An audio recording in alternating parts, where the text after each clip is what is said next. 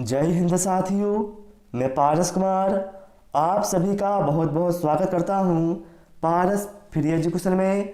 आज इस क्लास में स्टडी करने वाले हैं मैथ पेडागोजी के 20 इंपॉर्टेंट क्वेश्चनों की, जो कि आपके सिलेबस के अनुसार हैं, जहां से आपको प्रश्न देखने को एग्जाम में मिलने वाले हैं, इसलिए आप वीडियो कंप्लीट अवश्य देखना।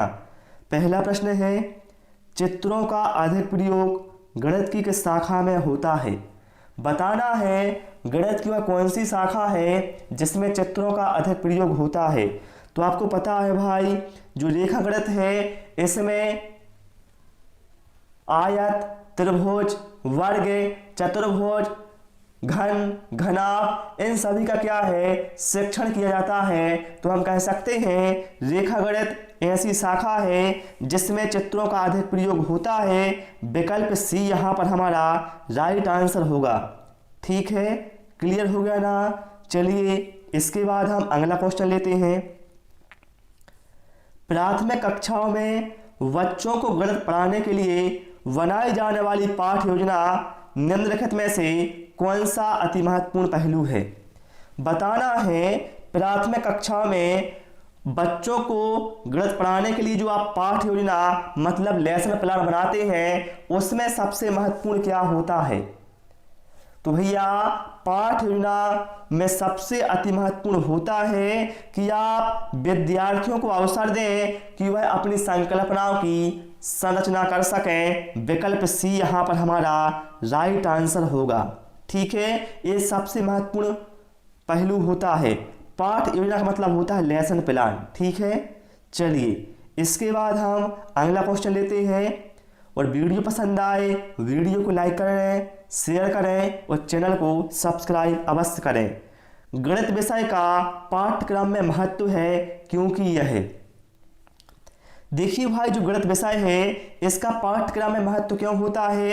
क्या है विज्ञान विषय के अध्ययन में सहायक होता है? बिल्कुल भाई। यह है तर्कात्मक सोच को विकसित करता है? बिल्कुल भाई, क्योंकि गणित की प्रकृति कैसी है? तार्किक है। ठीक है, व्यवहारिक जीवन में उपयोगी है? बिल्कुल भाई, यह हमारे व्यवहारिक जीवन में उपयोगी भी है।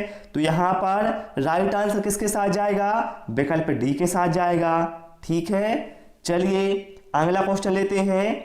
किसी वृत्त की परिधि तथा व्यास में संबंध स्थापित करना, इनमें कौन सी विधि सहायक होगी? आपको क्या करना है, वृत्त की परिधि और वृत्त के व्यास में क्या है, संबंध स्थापित करना है भाई। तो इसके लिए सबसे अच्छी विधि होगी प्रयोगात्मक विधि। विकल्प बी यहाँ पर हमारा क्या है, राइट आंसर होगा। ठीक है, चलिए इसके बाद भाई हम अगला क्वेश्चन लेते हैं। आपकी कक्षा में कुछ विद्यार्थी लगातार गणित की परीक्षाओं और परीक्षण में अच्छा प्रदर्शन नहीं कर पा रहे हैं। एक शिक्षक के रूप में आप क्या करेंगे? क्या आप उनको उच्च उपलब्धि वाले बालकों के साथ बैठा देंगे? नहीं भैया।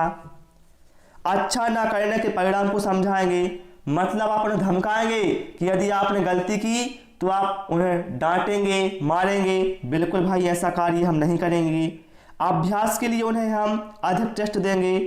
भैया मेरे लगातार वह अच्छा प्रदर्शन नहीं कर पा रहे हैं, तो अधिक अभ्यास देने से क्या वह ठीक हो जाएगा? नहीं, बल्कि आप क्या करेंगे, उनको जो समस्या है, जो समस्या के कारण है, उनका आप पता लगाएंगे और उनका क्या है, निदान करेंगे। तो विकल्प डी यहाँ पर हमारा राइट आंसर होगा। कारणों का निदान करेंगे और औपचारिक कदम उठाएंगे। ठीक है, चलिए इसके बाद अगला क्वेश्चन लेते हैं।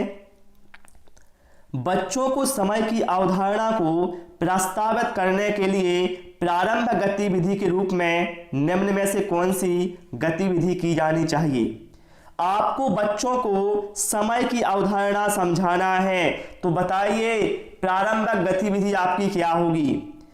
आप बच्चों से क्या शुरू में ही पूछेंगे कि घड़ी में समय कैसे पढ़ा जाए, या फिर बच्चों से कहेंगे कि बीते हुए समय की गणना कैसे की जाए, या फिर आप उन्हें घंटे को मिनट में, मिनट को सेकंड में करना बताएंगे? नहीं, बल्कि आप क्या करेंगे, प्रारंभ गतिविधि आपकी ये होगी, आप बच्चों से पूछेंगे भाई आपको समय के बारे में क्या क्या जानकारी है।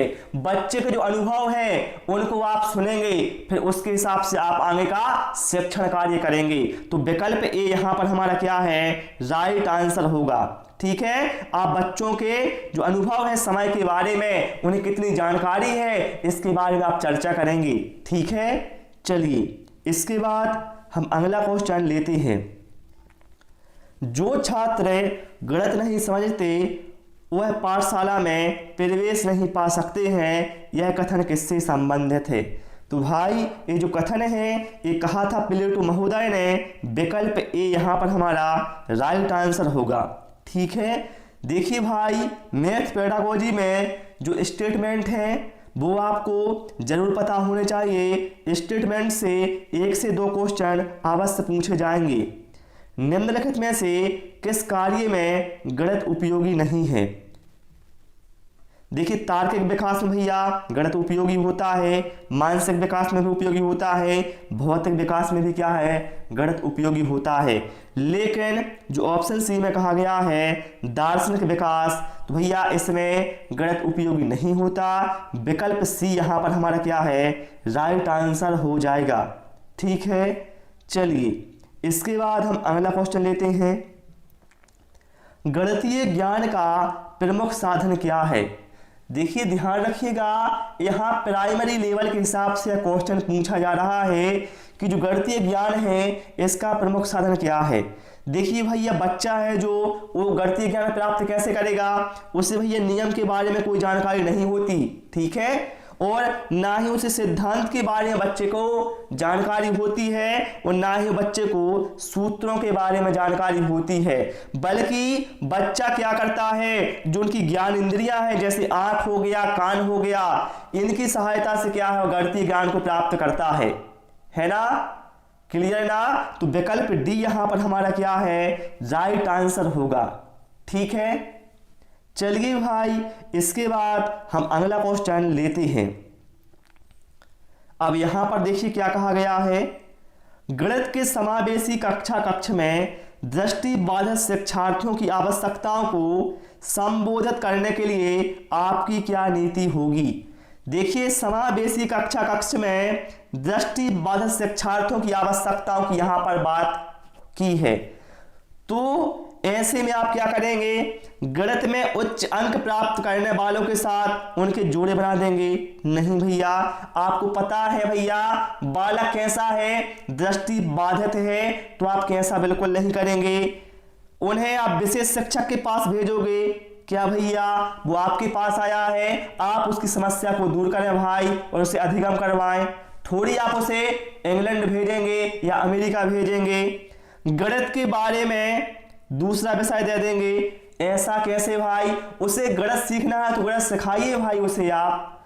तो आप क्या करेंगे, उसके लिए जो वैकल्पिक अध्यापन अधिगम और आकलन पद्धति की अभिकल्पना करेंगे। मतलब क्या है, उसके लिए जो सहायक शिक्षण सामग्री है, ठीक है, वो अलग से उसको उपलब्ध कराएंगे। जैसे मान लीजिए वो बच्चा कैसा है, दृष्टि बाधित है, तो आप उसे क्या करेंगे, आकृतियों को पहचानने के लिए क्या करेंगे, आगे आप जियो बोर्ड उपलब्ध कराएंगे, ताकि बच्चा क्या करेगा, हाथ स्पर्श के माध्यम से भी वह समझ लेगा भैया कि ये आकृति ऐसी होती है।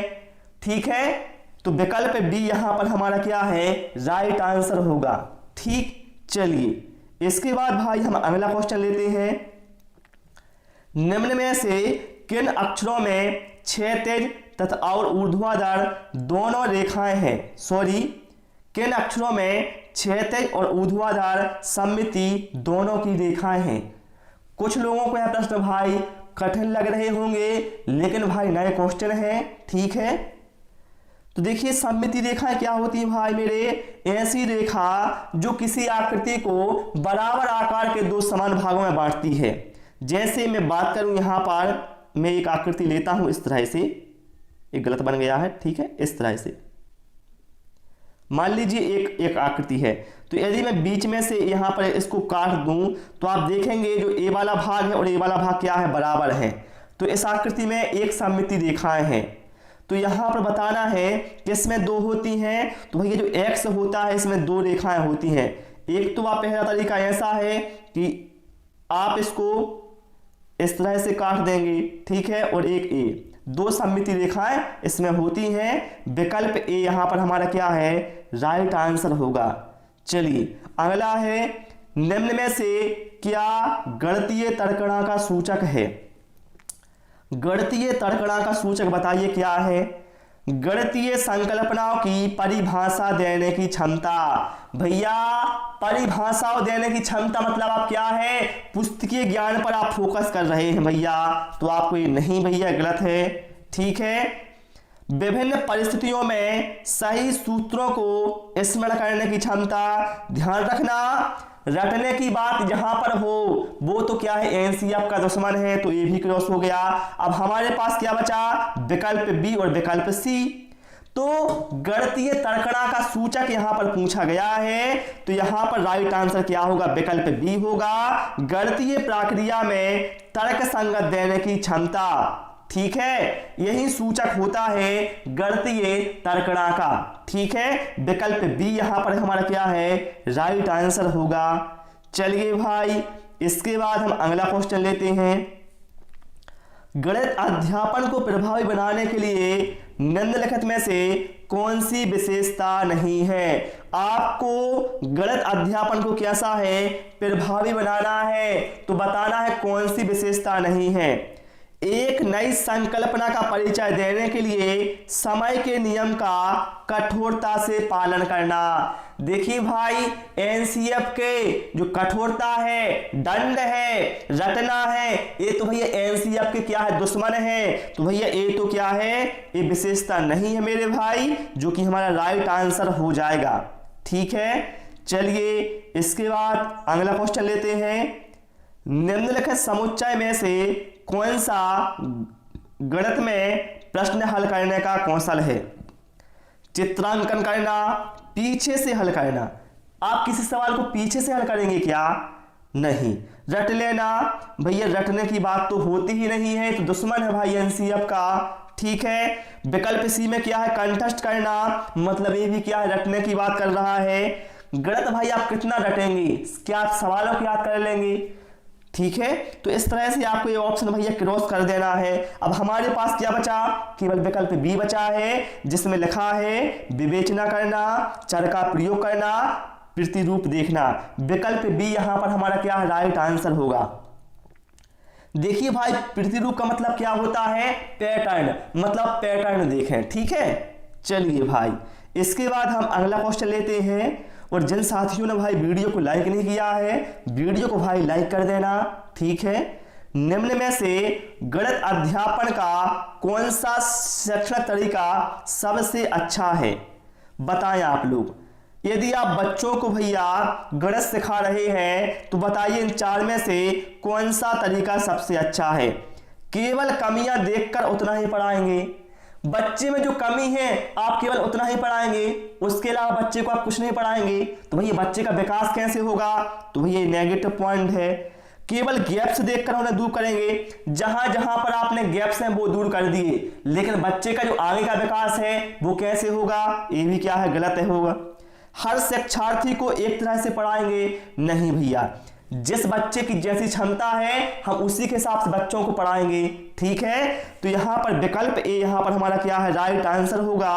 शिक्षार्थियों को उनकी विद्यमान क्षमताओं को विकसित करने के लिए प्रोत्साहित करना। विकल्प ए यहां पर हमारा क्या है, राइट आंसर होगा, ठीक है। जिस तरह से भाई मैं ऑप्शन को क्रॉस करता हूं, आपको भी एग्जाम में इसी तरह से ऑप्शन को क्रॉस कर देना है। जहां पर रटने की बात की जाए, दंड देने की बात की जाए, कठोरता की बात की जाए, ठीक है, उनको आपको क्या है, क्रॉस कर देना है।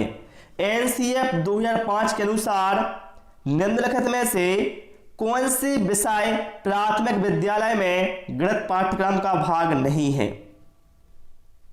बताना है इनमें से कौन सा विषय है जो प्राथमिक विद्यालय में गणित पाठ्यक्रम का भाग नहीं है एनसीएफ 2005 के अनुसार।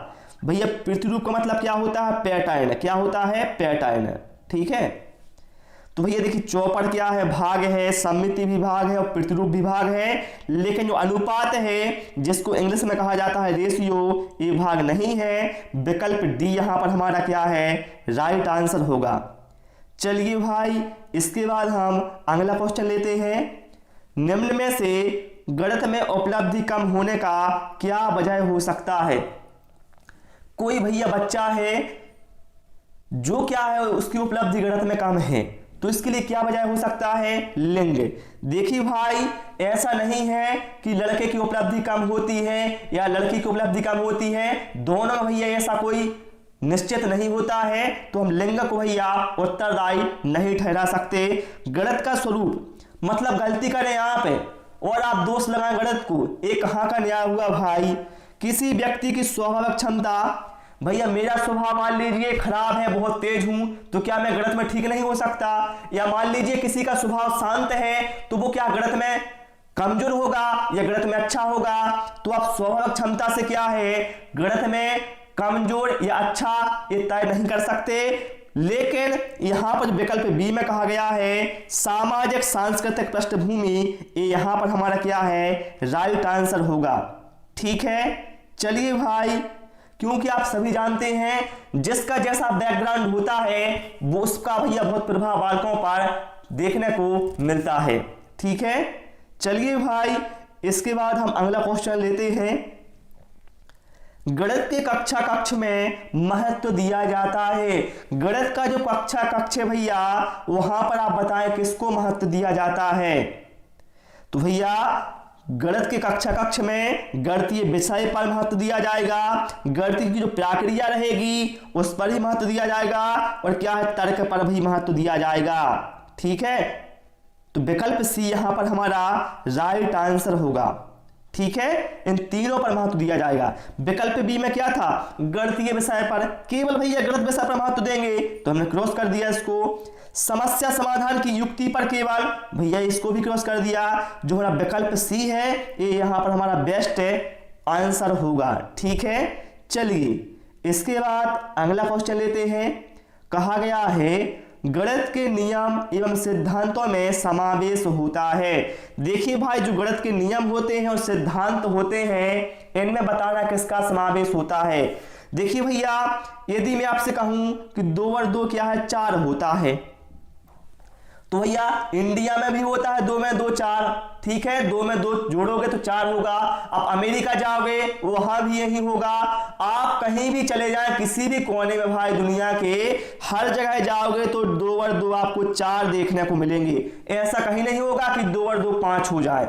मतलब जो नियम और सिद्धांत होते हैं वो कैसे होते हैं, विश्वसनीय होते हैं, और मतलब क्या है वैधता भी होती है। तो यहाँ पर जो विकल्प सी है ये यहाँ पर हमारा राइट आंसर होगा। ठीक है, क्लास कैसी लगी, मैंने आपको कैसा समझाया है वो भी आप बताएं भाई, सुझाव दें कि आप इस तरह से समझाएं तो हम लोगों को अच्छा समझ में आता है। ठीक है, चलिए इसके बाद अगला क्वेश्चन लेते हैं। एनसीएफ 2005 के अनुसार विद्यालय में गणित उन परिस्थितियों में पनपता है जबकि, पनपता है, पनपता का मतलब क्या है, विकसित होता है। क्या है, विकसित होता है। तो बताइए गणित कैसे विकसित होगा भैया। बच्चे एक साथ सूत्रों का अभ्यास करते हैं। देखिए सूत्रों का अभ्यास करना मतलब क्या है, सूत्र याद करने की बात होगी भैया, क्रॉस कर दो इसको तो भाई। ठीक है, बच्चे सुनते हैं और अध्यापक सक्रियता से क्या है व्याख्या करता है। भैया व्याख्यान विधि की बात यहां पर नहीं होगी भाई प्राइमरी लेवल पर, इसको भी क्या है क्रॉस कर दो। दैनिक अभ्यास से बच्चों को सभी संकल्पनाएं सिखाई जाए, सीखने के लिए विवश किया जाए, क्या विवश किया जाए। तो भैया ये भी क्या है नेगेटिव पॉइंट हो गया। हमने देखा यहां पर ऑप्शन ए, ऑप्शन सी और ऑप्शन डी क्या क्रॉस कर दिया। अब बचा हमारे पास विकल्प बी जो हमारा राइट आंसर होगा। गणित बच्चे के जीवन के अनुभव का हिस्सा हो जाए तो गणित भैया क्या है बहुत अधिक डेवलप होगा, अधिगम उस बच्चे में। ठीक है, विकल्प बी यहां पर हमारा क्या है राइट आंसर होगा। तो प्यारे साथियों, आज इस क्लास में इतना ही। आपको हमारी क्लास कैसी लगी? पसंद आई है वीडियो को लाइक करें, शेयर करें। Thanks for watching this video.